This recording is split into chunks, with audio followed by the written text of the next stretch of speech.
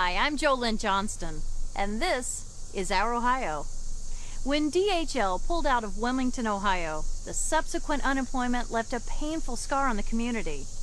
But in the midst of tough times, hope is growing.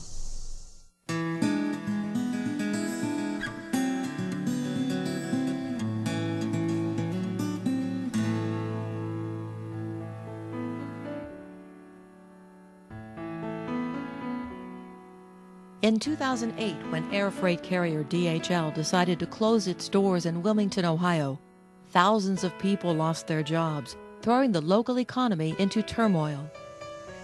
The economic downturn has had a pretty significant effect on this community with respect to loss of jobs.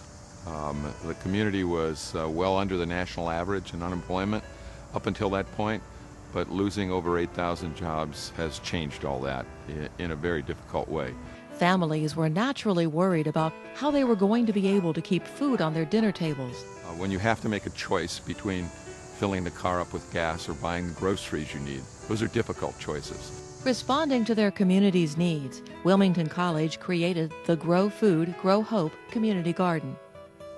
Grow Food, Grow Hope is a multifaceted program. So the centerpiece of this program is the community gardens where we're standing today. A small group of community leaders, Wilmington College faculty and staff got together to think about ways that we might address this. And we have a tradition of community service, and we have a very distinctive agricultural program. So the thought was to use those resources and take a leadership role in our community to begin to address this economic crisis. This 40-plot vegetable and herb garden is maintained by low to moderate income families, free of charge to the participants. Best of all, they are allowed to keep the vegetables they have learned how to grow. The way we teach new and novice gardeners to be self-sustainable is we really start in the beginning, how we plant, and that gets into the very, very basics of seed placement, seed depth. The types of vegetables that are planted during the summer would be our cool and also warm season annuals. So we'll start with radishes and lettuce and spinach, broccoli, sometimes cabbage.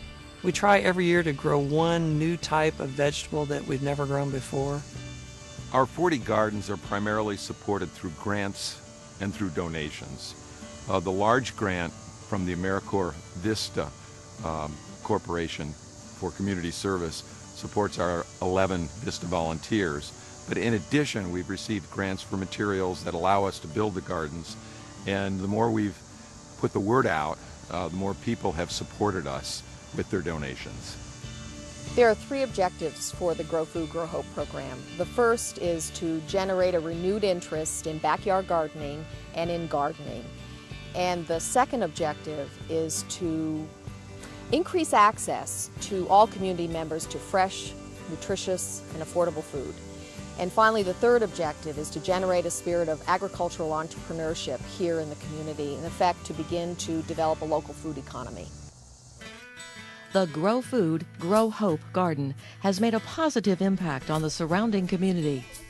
Me and my husband's on a fixed income, and I have to be back and forth to the doctor. And by us not having no car and stuff, I had to stretch our money to go to the doctor and going to the grocery store. And this, by us having the garden up here at Wilmington College, helps out a whole lot.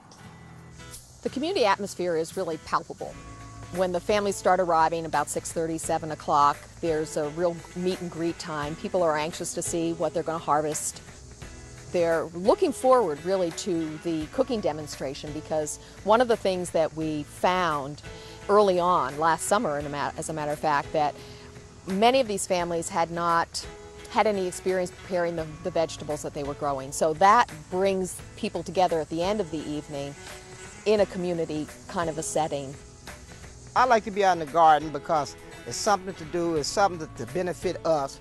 And I just love being around other folks, and I love learning new things. And by me being around the people in the neighborhood, it's just wonderful, because that lets me know if I'm trying, somebody else can do the same thing. Beyond the Grow Food, Grow Hope community garden, Wilmington College has also set aside farmland to grow vegetables for local food pantries, like Sugar Tree Ministry Center. and other agencies that are servicing families who are having a difficult time making ends meet.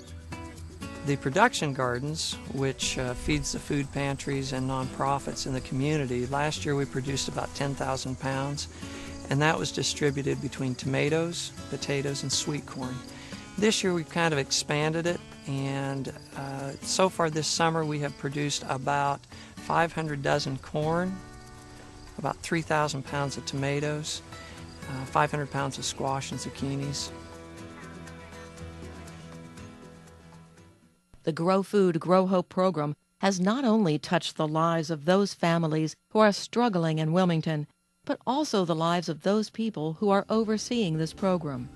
It's humbling because many of us have so much, but in these economic times, a lot of us don't have the things that we need. You also realize that the safety net that we all have could change very quickly for each and every one of us. So you realize quickly it could be you, and you hope that somebody's there to help you when you need the help. It is tremendously satisfying to hear the impact that this project is having on people's lives. And when I hear about that and hear those stories, I'm tremendously grateful that we're living our mission and putting our mission into action in this community. This college is making a difference, and that is a gratifying thing to know. When I see a family that I know doesn't have to go and be totally dependent on the grocery store, that's rewarding. And especially when there's children involved, because parents, I think we get, I don't want to say we get in a rut, but we do. We take things for granted, but when you watch a young child pick something that they know they've grown and then consume it in front of their parents, it's very, very satisfying. Hopefully they've got a skill that they can keep the rest of their life. Well, that's it for this week, but be sure to join us again next week for more great stories on Our Ohio.